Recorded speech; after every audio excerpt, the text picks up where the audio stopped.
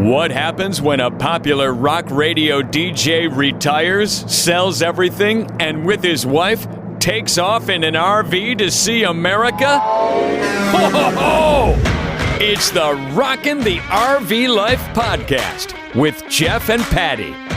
Join them each week as they share their experiences while giving you advice and tips along the way.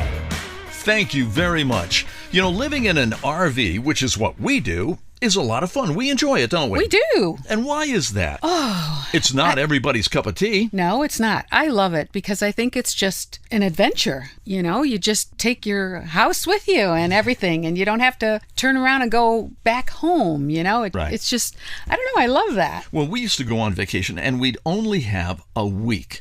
And you really can't relax in a week's time, you know, and enjoy yourself. Right. You start worrying, you know, about halfway through, oh, geez, I got to get back to work, or we got to catch our flight back. This way, we are traveling, and we can stop anywhere we want to stop, see anything we want to see. Right. And if we don't like something, you leave. Right. It's as simple as that. Yeah. But it's not for everybody because you can't take all your material things with you. Oh, my gosh. Yeah, like a kitchen, a full kitchen with everything. Garage full of tools. Yeah, A There's- closet full of clothes. Oh, my God.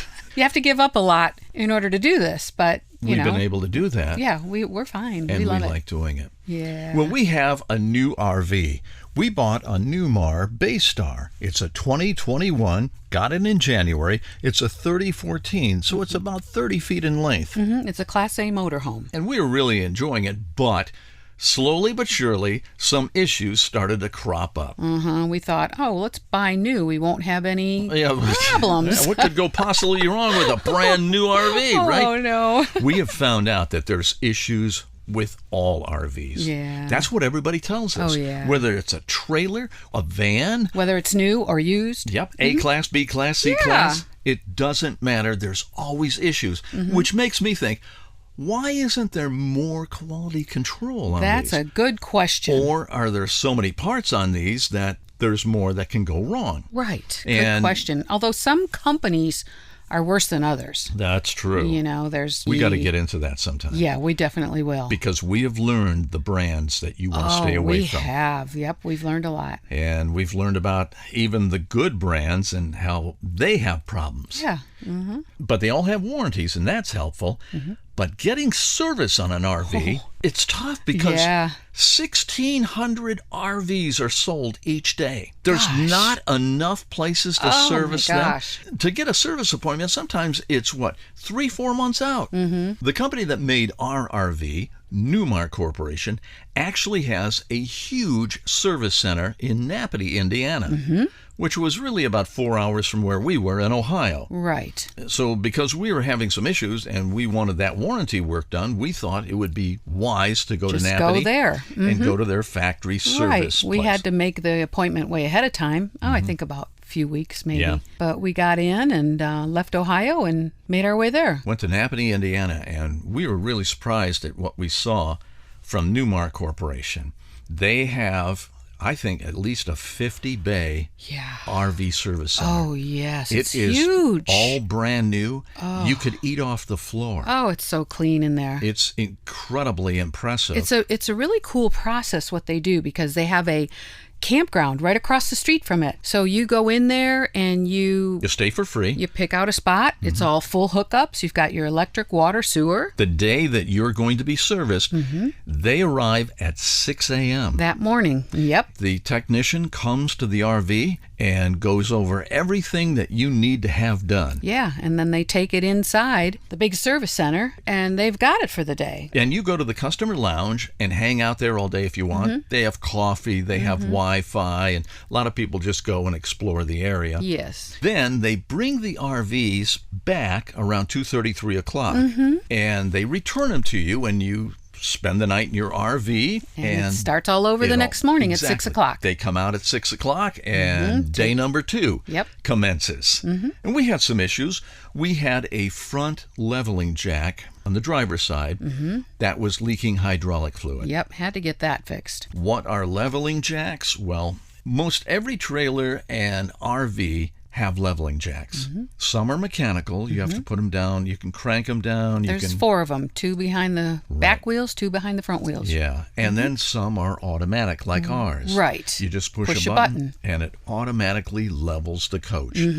But we had one jack that was leaking a lot of fluid by the time we arrived in Napanee, Indiana. Also, we had part of the screen door, the handle was coming off. And also the kitchen faucet. Remember that? Yes. The little trickle of water that would come out of the faucet at the kitchen. The bathroom was fine. The shower, no problem. Had plenty of water there. It was great over there. Yep, plenty of pressure at the sink. faucet, it's like, But the kitchen faucet was really weak. Yes. We couldn't understand it. And we took the whole thing apart. Yep. Even Jim Mantell helped us. Yes. We took out all the screens and everything. Still couldn't fix it. Yeah, because they leave a lot of junk in those lines when they make these things, and it winds up in the faucets.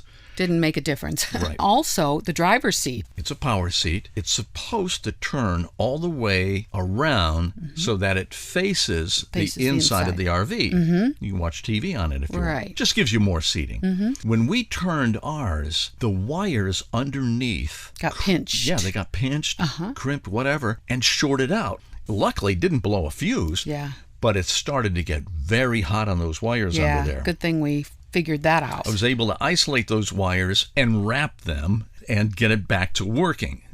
But we knew that we had to have that looked at. Right. Oh, and the awning. The wire for the lights was coming off at the top, and we wanted that addressed too. So we go there, we get all hooked up. They come at 6 o'clock in the morning. And we were tired.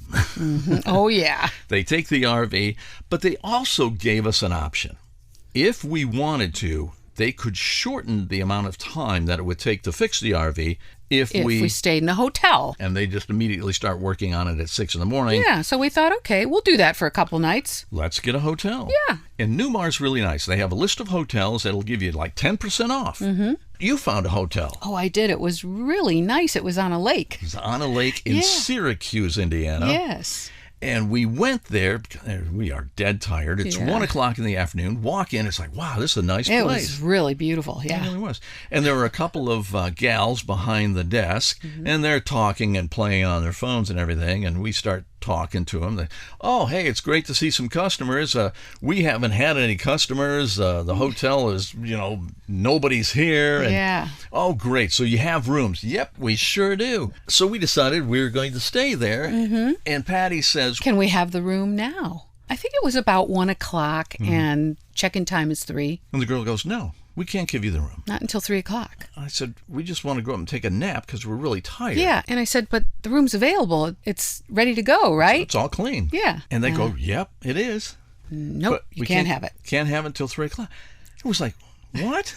We just want to take a nap. Yeah. We ended up leaving. We left and we called a Marriott hotel that was nearby, and they were like, oh, yeah, you can check in right now. Yeah, check in now, take a nap. Yeah, we understand. Oh, yeah. It's great. So I'm scratching my head thinking, oh, my God, these are the buffoons of the day. Yeah. They let all they this lost our business. Yeah, a couple of nights of business in a hotel that was suffering because of the pandemic. Yeah, and there was nobody in there. Anyway, we got our RV fixed, and we left Napanee. We did. We actually stayed about an hour away that first night. We did, because we kind of left late in the afternoon, so we stayed at a campground in Chesterton, Indiana, which wasn't too far from there. No. And then the next day, we were heading to Wisconsin. We're going to see my sister in Madison. Yes. And then we were going to head to South Dakota. Badlands. Right. But what happened was that getting to Wisconsin, we had to drive through the southern part of Chicago. Traffic in Chicago. I'll be honest, it's a pain in the butt. And that was just in the southern part. We didn't even go through Chicago. It's bumper to bumper traffic. And there was construction going on. Saturday morning, lanes are tight,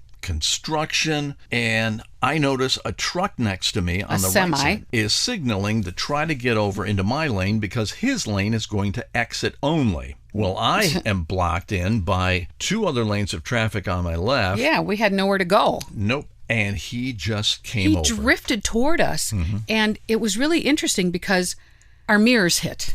And I was sitting there and I saw it. It was like, oh my gosh, because his mirror was sticking out so far. Yeah, he had those real big extenders. He had one of those really big extenders. And it goes boom. Yeah. As we were going past him, slowly, because he was going just a little bit slower than us. Maybe 45. Yeah. So as we were going past him and he drifted over, boom. there go the mirrors. Yep. Oh. Patti flipped. And then Jeff pulled over on the side of the freeway, and it's like, what are you doing? It's just the shoulder was so small, and traffic was just flying by, and of course he pulled up behind us. Right. We had to stop and figure out what happened. Yeah, so he said, go to the next exit. There's a Pilot gas station. Right.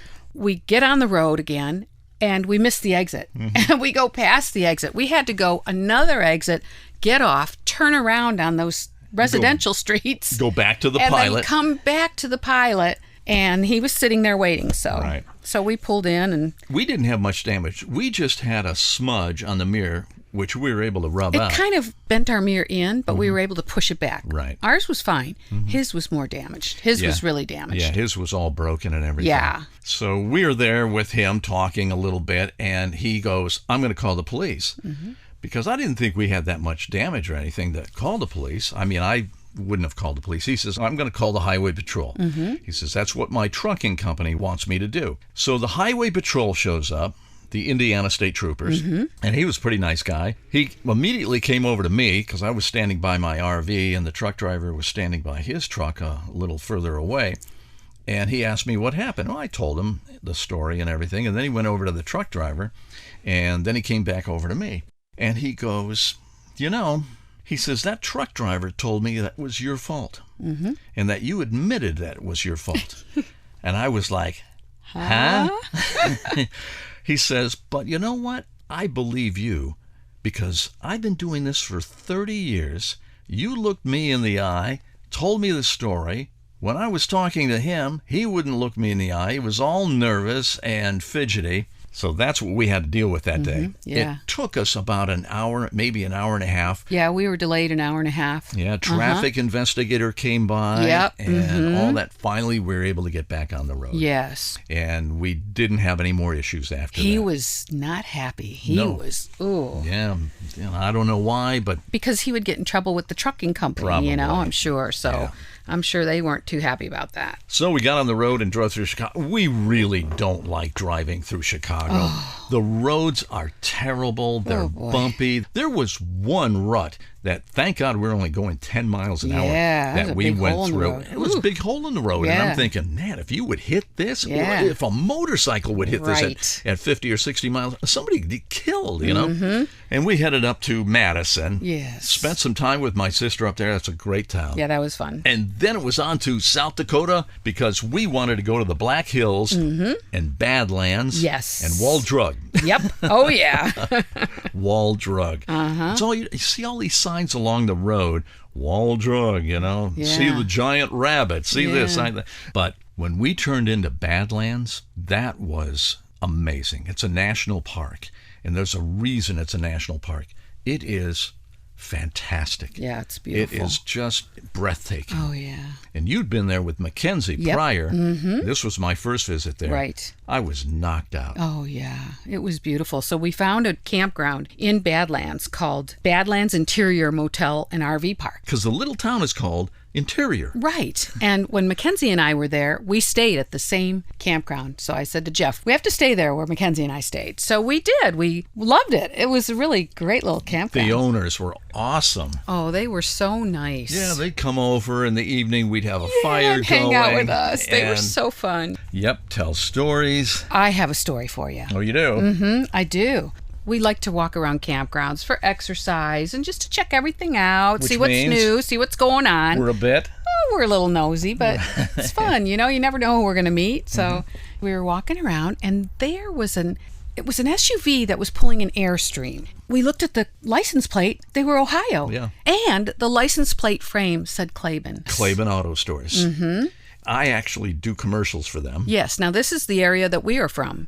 So we're familiar with all that. And the Airstream was probably about 17 foot. It was small, but it was really cute. Those Airstreams are beautiful. You They're immediately really nice. notice an Airstream because they really stand out. They're real shiny. They're really cool. They're a very iconic product. Quality. High quality. They're expensive. Yeah. Their owners absolutely are dedicated to them. Yeah. So there was a lady standing outside of it, and we went over to talk to her and introduce ourselves to her. Yeah. I said, hi, I'm Jeff, and this is Patti. We're from Akron. Yeah. And I said, I noticed the license plate frame said the Claiborne Auto Stores. I said, I actually do commercials for the Claiborne Auto Stores. She looks at me and goes, I know who you are. Yeah. You're the guy from the radio. Yeah. You're Jeff Kinsbach.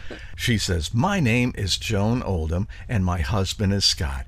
We actually live right next door to Rich Claiborne, the owner of the Claiborne Auto Stores. Yeah, that was really funny. So she was one up on me on that, that's for sure. Oh my gosh. And Rich is a great guy, and they are great folks. Yeah. We got to know them a little bit. They stopped by that night. We were having a campfire. Right. Well, they were leaving the next day to go to Yellowstone National Park. So they stopped by that night at our campfire and hung out with us and the owners of the campground. Right. And we just had so much fun just talking to them. And it's so amazing to think that, here we were in South Dakota, and there was somebody from our hometown that we met. It was just really a lot of fun. And you have a lot in common, so it is a lot of fun when you connect with people. It was really cool. Yeah, and they brought some craft beer too. They did. That was really good, wasn't it? Didn't you love that beer? Loved it. That was so fun. Anyways, while we were at Badlands, we saw a lot of wildlife, especially the buffalo. Oh, my gosh. We were right up close to them. It's incredible. In the car, but You're in the car. Yeah. And even if you do get out of the car, take some pictures, they tell you just, keep your distance. Right. But they are amazing. Oh my animals. gosh, they're so big. Yep. And we saw the prairie dogs. Yes. Oh my gosh. There's just tons of prairie dogs. It's amazing seeing them. Yeah, they're so cute. Yeah, they stand up on their hind legs and they're real nosy. Yeah, they gotta know what you're doing. They kind of talk to each other, chirping to each other and warning of danger if somebody comes near. It's so funny. It's really cute.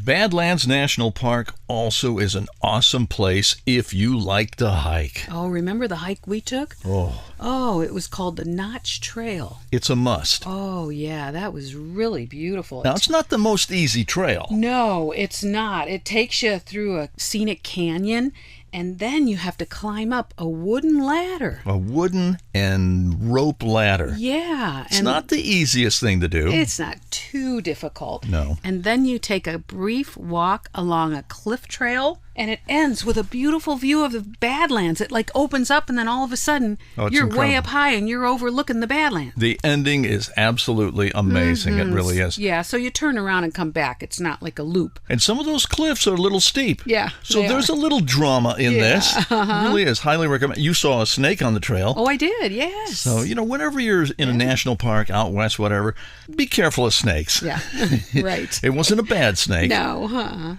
But Badlands is a great place to go. So put that on your bucket list. It's definitely worth going to Badlands National Park. From there, we went to Rapid City. Mm-hmm. We stayed at a KOA there. We had a couple of things in mind that we were going to do. We wanted to go to the Black Hills, South Dakota, the Black Hills. Right. Which are really amazing. And we also had another event that was coming up. But next to us at the KOA, we met Will. Mm-hmm. Will was from Idaho. And he also had a Newmar Baystar. He did. I think it was a 2020. Ours is a 2021. And he had some bad news. He said, oh my gosh, my refrigerator just died. Yeah, it just died. It just quit. Yeah. Now, refrigerators work on DC voltage, 12 volts, also 120 volts, and also on propane, depending on what refrigerator you get. His worked on all of that, and he could not get it to work on anything. No, he couldn't. He and his wife were traveling with another couple in another RV. So luckily they were able to put their stuff in their refrigerator. Right. So in the meantime, while they were trying to figure out what to do. Mm-hmm. So we're in Rapid City. We're in Rapid City, and this big, huge event is coming up. Yes. It was so cool because my birthday was going to be real soon. And my twin sister said, we're going to be together for our birthday. So she flew out to Rapid City, and we picked her up at the airport there. Went and picked her up at the airport. Yeah, that was so fun. Actually had a hotel room for her. We did, because it's kind of small to stay in here for three of us, So we get back to the RV, and Peg has some mail for us. Because she gets mail for us. Yeah, sometimes. Will forward it to us. Right. And it's real helpful. I noticed an envelope, and it was from Ford Motor Company. They are the makers of the chassis of the RV. It's a recall notice. Yep. So I take a look at the recall notice, And it says 16,000 F-53 and F-59 Ford chassis have been recalled. They're on RVs, ambulances, and school buses because somebody didn't put enough lubrication in the rear axles. And the rear bearings can lock up, which will lock up the differential, which will do damage to the transmission. Have your vehicle inspected immediately. Well, talk about getting the wind taken out of your sails. Right, and here we were in the Black Hills of South Dakota, and there's not many places around there to just go and get it looked at. You just can't go to a Ford dealership because a lot of them don't touch RVs. Right. And they have to be able to deal with the truck chassis, which is what ours is. So anyway, we didn't know what to do. We called a Ford dealership in Rapid City, and they said, well, yeah, you can bring it in about 3 weeks. It was like, what? Then we called one that was close enough to us in Torrington, Wyoming. Right. And they said maybe in 2 weeks we could take it in there and they would inspect it and they could do the recall work for us. I decided to get on the internet and try to find out more about this recall. A lot of the RV owners were already on the internet complaining that, their rear ends had frozen up. And I'm not trying to be funny. That's some serious business. Oh, yeah. And a lot of them were down maybe 4 and 5 quarts. I think the rear end takes about 6 quarts. So we had to find out immediately if we could keep driving this RV. And we called everybody. Finally, we got a hold of a great guy at Black Hills Truck Shop. In Rapid City. City. What a great guy. He said, bring it in. I'll take a look at it. He says, bring it in right now. So we did. We took it to him. And he immediately got underneath, opened up the rear end and said, you know what? You're down about 1.5 quarts. He was able to kind of scooch under there and see it. He said it's not bad. He said he inspected the magnet and there just was normal wear and tear on it. There were no real metal parts. No real signs of wear or anything. So he said, I think you're okay. You'd make it to Torrington. We're going to top it off with lubrication, and you should be good to go. Right. But you're going to have this addressed. Yes. Because we don't know if there was damage done to those bearings or not. Right. So talk about making your day or making your year. We had plans to go to Montana. We were going to go to Glacier National Park, Yellowstone, Yosemite, all these places. We were on our way to do all that. And then this hit us. Right. So we had to make plans to go down to Torrington, Wyoming. Well, as soon as we took Peg to the airport, she had been with us for about 5 days. So after we took her to the airport, we started to make our way down to Torrington, Wyoming. And wait till you find out what happened after that. Oh, man. It's the Rockin' the RV Life podcast with Jeff and Patti. Hear more of their adventures on the road with our next episode. If you liked what you heard, please subscribe and tell your friends.